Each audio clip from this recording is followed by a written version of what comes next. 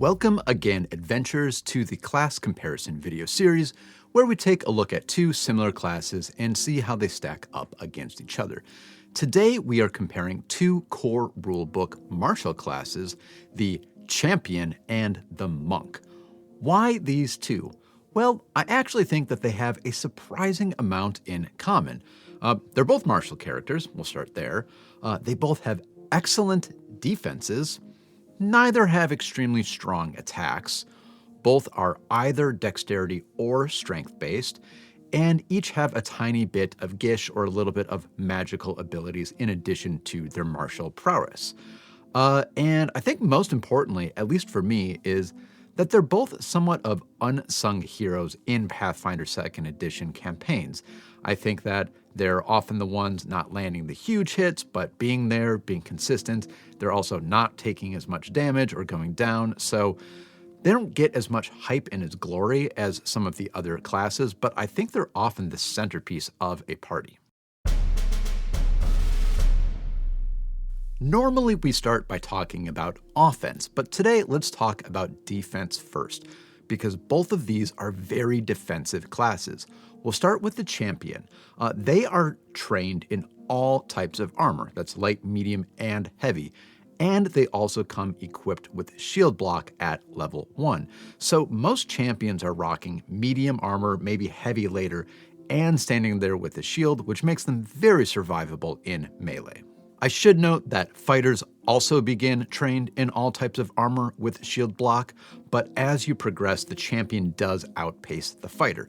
The Champion will level up to Expert at level 7, Master at 13, and Legendary at 17, and the fighter never actually achieves the Legendary training in armor. They just go to Expert at 11 and Master at 17.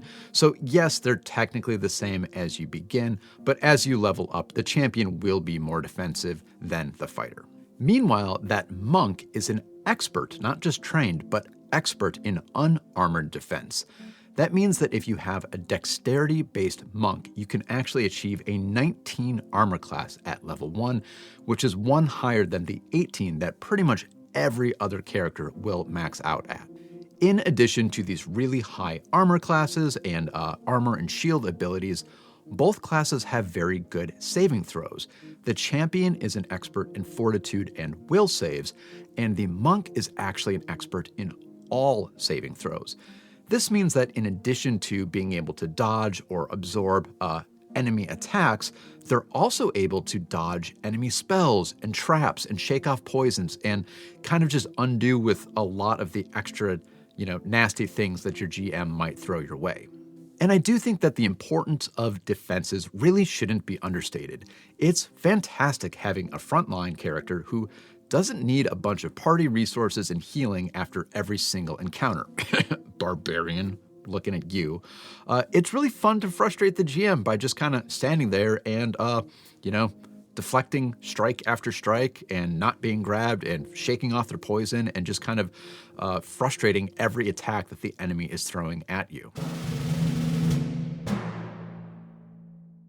And now that we've talked about defenses first this time, let's talk about offense. Both of these classes are good at offense, but they won't be quite as fantastic as some of the other martial classes.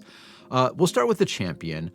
Yes, you do have access to martial weapons, so you do have access to some pretty hard-hitting weapons, but you probably, not necessarily, but probably will have one hand on a shield, and that's going to limit you to a one-handed weapon, which will have a lower damage dice. You also would then want to use an action on your turn to raise that shield so that it's actually useful, so you're going to have maybe one fewer attack. And then you don't have an extra bonus to either your attack rolls or your damage rolls, so you don't have that expert proficiency of the fighter or the gunslinger for that extra accuracy, and you don't have extra damage like rage or overdrive or panache or anything like that. So as a Champion, you'll still be able to hit pretty hard, but most likely you'll be using 1, maybe 2 attacks per turn, maybe with just a one-handed weapon, probably applying a good amount of strength to that damage, but nothing else on top of that. Meanwhile, the monk does have a very fantastic combat ability called Flurry of Blows. This is a core monk class feature that allows you to make 2 strikes with 1 action, and this is used by monk characters on basically every turn, because if you're going to attack, why wouldn't you attack twice for 1 action? Now let's talk about damage dice for those monks. Monks typically use unarmed strikes, which are by default a d4 of damage. But due to the core class feature called Powerful Fist, Monk actually upgrades their unarmed strikes to a d6 rather than a d4, so that's pretty decent. In addition to that, monks can pick up stances as a class feat, which allow them to use specialty attacks while in that stance, and that can give you some like d8 Tiger Claw attacks, for example, and there are even some d10 options in there, so you can get up there in the damage dice as a monk. Monks also do have access to weapons using either monastic weaponry or the monastic archer stance, so that you can use weapons with Flurry of Blows, and believe me, being a monk who can hit twice for 1 action with a bow staff that has the reach trait is pretty good stuff. And before we wrap up this section on damage, let's talk about ranged damage, ranged weapons. I would consider both of these classes to be primarily melee combatants, but they do have some ranged options. We'll talk about the champion first. Champions have something called reactions, which we'll talk about in more detail later, that typically require you to be within 15 feet of some action in order to use them. So you'll notice that's not melee range, that's 15 feet.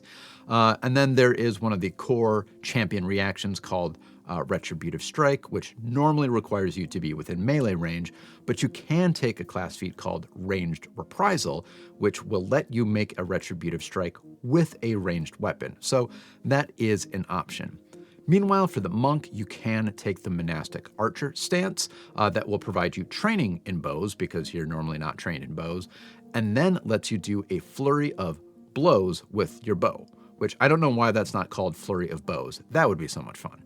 So that is really cool as a monk that you can actually sit back and, 2 for 1, boom, boom, make 2 shots with a single bow for just a single action. So in the end, neither of these 2 classes is going to hit quite as hard as some of the other martials, but they certainly will contribute some decent damage in an encounter. If you like rolling the dice more often, I would encourage you to play as a monk because that flurry of blows means you're going to be making a ton of attacks.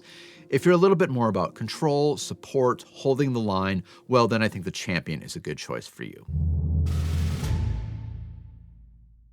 And each of these classes comes with just a bit of magic, the champion more so than the monk.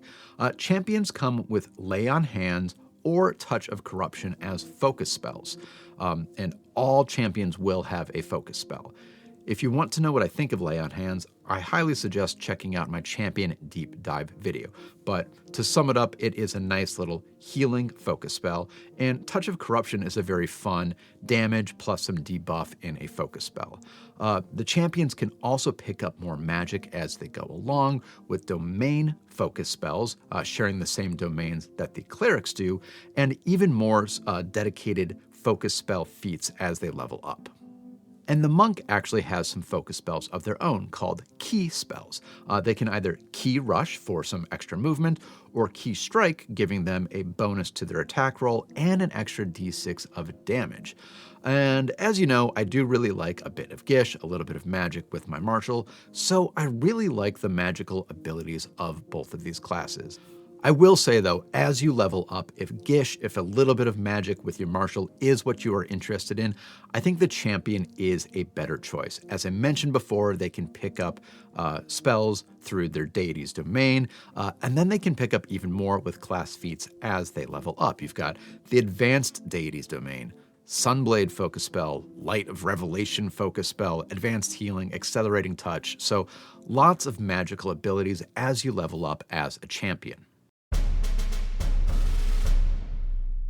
Well, you might be thinking these do sound pretty similar so far, but I would say they actually have some pretty big differences.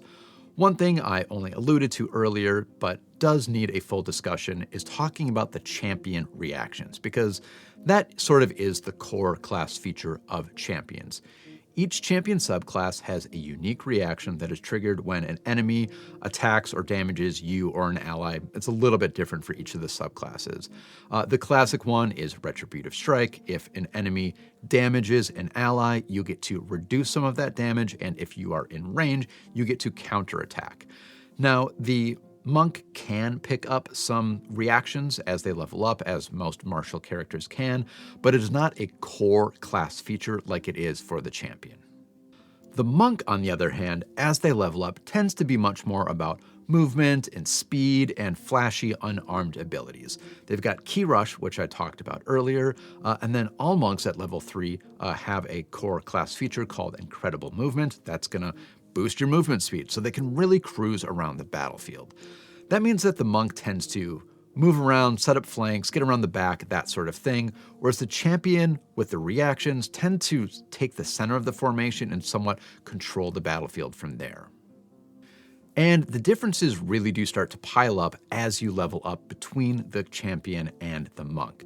The champion tends to focus much more on religion and smiting evil and casting additional spells and having an iron will and inspiring others around you. Those are what a lot of the champion feats are all about. The monk, as I said before, has a lot of movement and incredible combat abilities, like you can actually take a flying kick. And then a lot of abilities that are tied to certain stances, so once you pick a stance, it almost serves as a subclass and gives you other features, or lets you take other features as you level up. Basically, as you progress, the champion progresses like a religious warrior, and, well, the monk progresses like a martial arts champion, which is kind of confusing when comparing it to the champion. I should pick some better words for that. Now let's talk about roleplay, starting with the champion because there is a lot there. The champion is called a champion because they are champions of their cause. They have a moral code, it's something that they're supposed to do, something they're supposed to abide by, or they technically lose out on some of their abilities.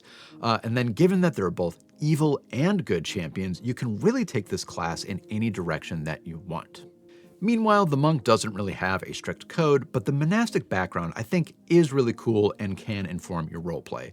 In my ranking video, I think I gave them a 5 for roleplay, which I definitely wouldn't do now. It's not a perfect role-playing class by any means, but it is a pretty good one.